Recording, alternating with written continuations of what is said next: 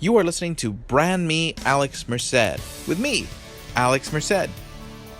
On this show, we'll be talking about the ins and outs of branding and how to empower yourself by defining yourself. We'll talk about the tools, the methods, the strategies, so that way you can take a brand to achieve your goals in your personal life, your professional life, in all of your life.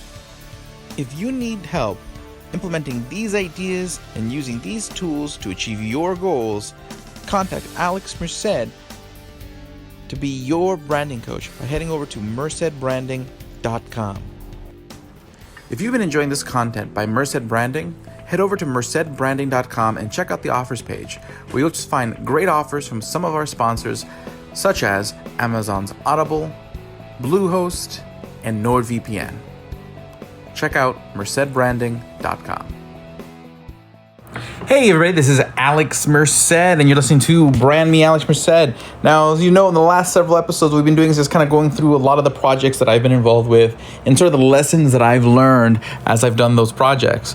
Because one of the best ways to learn something is by doing things, and the way you learn is from your mistakes and from your successes. So I'm sharing you what I've learned from mine. So last we left off, we've talked about a lot of the time that I was in college, where I did branding for the Gamers Lounge, which was the hobby retail store that I started, or Fashionably No Music, which was the concert promotions outfit that I had started. But then what happens after college, where I'm in Bowling Green, Ohio, I end up moving to New York City. And after a brief stint as a stockbroker, where I got my Series 7 and 63 license, I ended up working for a company called Greco Financial Trading. And my experience, where I spent 11 years at Greco Financial Trading, trading people all across the financial industry, I learned a lot about sort of the way we marketed Greco Financial Trading and how the industry changed over time, and also just a lot about how different parts of the financial industry do marketing. And it was it's very fascinating. Okay, so bottom line is talking about the financial industry, first let's talk about what I did at Greco Financial Trading. So Greco Financial Trading, which is still around today. So if you ever do need to get your Series 7, 63, Series 24 license, I do highly recommend going to Greco Financial Trading, and you can enjoy a lot of their online training, which features myself doing the training. But basically what we did is we would train people in licensing. Now, the company started a long time before I was around by the founder, James Greco. And he was a industry veteran, bond trader, all over the industry for several years. And then started this company, Greco Financial Trading. And the way it started was really based on his relationships that he had in his industry. It was people who knew him, who trusted him, that were sort of his initial clients. And again, if you go back to like the 90s, there was a lot of hiring going on in the financial industry. You had a lot of firms, particularly what was called a retail brokerage firm. Retail brokerage firms are firms that target your everyday investor, sort of your mom and pops, and basically can communicate with them the idea of investing. They would hire a lot of sales reps, and these sales reps would have to take their Series 7 or their Series 63.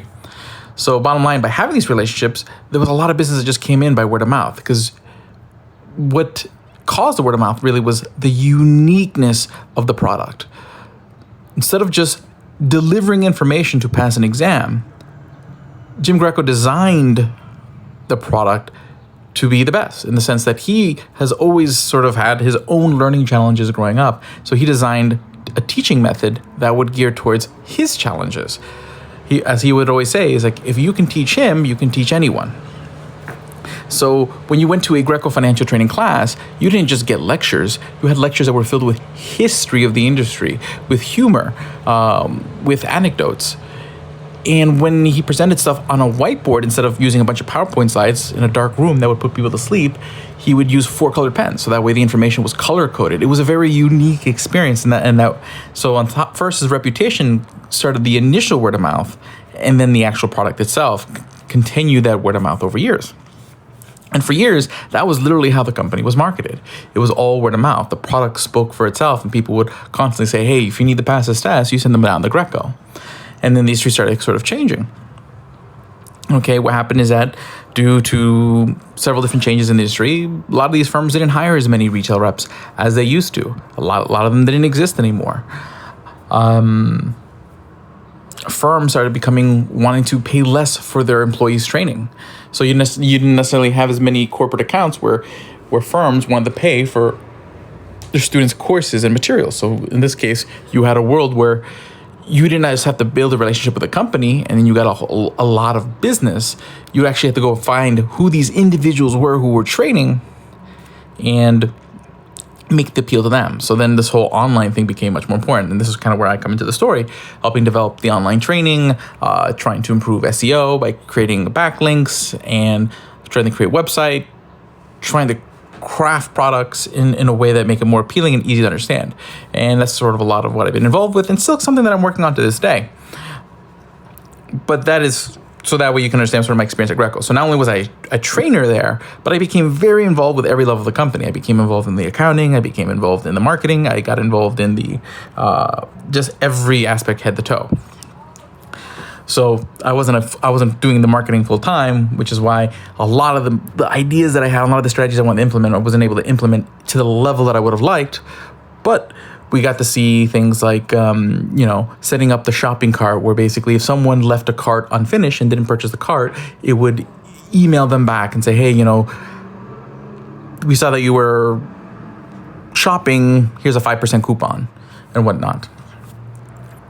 And then also creating an online product that tried to mirror that live experience as much as possible, that tried to keep the color code, that tried to keep the humor and the anecdotes and deliver experience that was very unique and mobile friendly for today's sort of more online oriented learning audience. So all those different aspects. Again, when you take a marketing class, there's product, place, the 3 Ps. But place is what I want to focus on. So the idea was, back in the day, all the industry was on Wall Street, and all the industry wanted a physical class, and that was sort of the heydays for this company, because literally everyone was within a few blocks, and they would all walk down the block to Greco and sign up for a class. Now you had firms that were moving down to Charlotte, moving down to Jacksonville, Florida, moving down to Houston, Texas, moving down to Alpharetta, Georgia. So the customers who needed this were now much more spread out than ever. So they weren't just going to walk down the block to Greco. So creating that online course, creating that online thing was part of your marketing, because you had to be where your customers are at in order to continue to appeal to your customers. So marketing isn't all just about the brand. The brand needs to be good. The brand needs to communicate. So people know when they go to a Greco class that it's a very unique style of teaching. You're not going there just to get a bunch of PowerPoints. And that brand developed because people knew Jim Greco and the way he taught. He was his brand. So he was very much a brand that within himself. But the continued marketing was making sure that we were where the customers were. Now to kind of reflect on the financial industry and the way the financial industry works regarding marketing, it's another industry where personal branding really plays a big role. Now, there isn't oftentimes big fancy logos and a lot of the fancier aspects that I've talked about in a lot of the previous episodes. A lot of times it's really just hardcore relationship building, and that's important. So if you're like a financial planner, okay, and you are building your book of business, so the way a financial planner makes money is they are able to approach people, and people trust them enough in order to manage your finances. And the key word there is trust. So a successful financial planner has to be someone who can communicate strong character. And at the same time, they have to find where their people are. So this is why a lot of financial planners get country club membership, stuff like that. Not because they necessarily like golf or like hanging out at the country club. It's just that's where their target customer is, the customer who has the actual finances that need planning for. And they would throw events, three investment seminars. So they might throw investment seminars in different neighborhoods to find people who would be interested in finances. So all these sort of interesting ways where you sit there and you kind of pull out the people who would be interested in what you're trying to do. But your long-term success was really based on the relationship you built. So a lot of these financial planners there's all sorts of software packages for them. And this is what's called a customer relationship manager, very important if you're doing marketing, where they keep track of who their clients are. So some people use Salesforce, some people design their own CRMs from scratch using database software like Access or Airtable. Some people find other sources or other resources for doing a CRM. But you'd keep track of birthdays, you keep track of when is their children's graduation, because the idea is you need to be part of your client's sort of family, part of their life, because they need to feel comfortable with you. In the financial industry, your brand, really, your reputation is really, really, really important, because people are very scared about losing their money. People are very worried about their finances. So this is why sort of attire was really important. So why dressing well was important. Because of what it communicates. It communicates that you are well off, that you have your stuff together. Because if I'm someone who has money or would like to have more money, and I could use your help in getting there and achieving my financial goals, if I don't feel like you have your financial life together, why would I put my financial livelihood with you? Okay, so the idea is you have to portray this message of really having your stuff together. So the way your office is set up, the way what you wear, everything was part of the set design in order to communicate that message that you're trustworthy and that you're an expert in what you do. And at Greco, we understood that, and we created this program that really helped take financial planners that were sort of successful, but could be more successful, and kind of get them to that next level, where we kind of really train them on this sort of branding level. It was called Academy for Wall Street, still a program that is available from Greco Financial Training, if you're in the financial planning side. But the idea was really treating your practice as sort of a movie set. And really, you got to hear the lecture from Jim Greco when he sits there and talks about sort of this whole idea of really sort of nailing down your authenticity. But that's really branding in general. The idea is to demonstrate authenticity in the realm. So, for example, if I was trying to market myself as a artist, probably walking around in a standard Wall Street suit, kind of having that real business look, isn't going to communicate that I'm a real strong creative type. It's not going to really be congruent with the brand I'm trying to develop.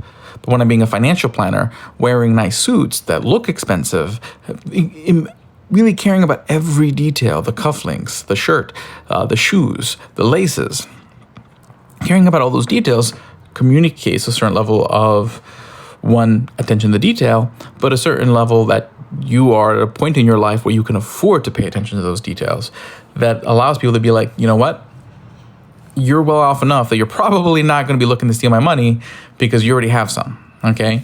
And that's sort of the message that you're trying to get across in that brand. So overall, those 11 years, within, especially among financial planners, was really interesting, kind of learning how all that practice is kind of done and handled and whatnot. So hopefully you guys found some interesting ideas out of that. But again, the takeaways from this is, one, a business can be built by building individual relationships. So it's not necessarily all online, all social media, all whatnot. Sometimes it's just making sure that you're in the right places where you can meet your potential customers and build the right relationships. And oftentimes your brand doesn't necessarily have to have some sort of overarching. It could just be the fact that you are trustworthy and an expert in your area, and that your appearance needs to be congruent with your brand. Because oftentimes people do have associations with certain different types of attire, certain different looks and whatnot. So you also need to think about presentation as part of how you design your brand. So my name is Alex Merced. You're listening to Brand Me, Alex Merced. Again, the whole point is I'm trying to give you the tools to empower yourself. Because by being able to design a brand that helps give you more personal wealth and more personal confidence, you will live a better life. So that's why I always say you want to empower yourself by defining yourself. Now, if you need help, if you need a coach to kind of be in your corner and helping put these ideas into action, feel free to reach out. Head over to mercedbranding.com. Hopefully you'll find actionable pieces of this life that will make your life better. And if you feel like it has, please do share this with your friends. This is knowledge that everyone should know, that everyone should get to enjoy, and again, allow themselves to empower themselves by defining themselves. I'll see you guys on next week's episode. Have a great day and enjoy. Thank you for listening to Brand Me, Alex Merced on iTunes, Google Play, and Stitcher, and wherever you listen to your podcasts. Make sure to like Alex Merced on Facebook, on Twitter, and head over to mercedbranding.com to find us on social media and find other useful advice and resources in marketing and achieving your goals.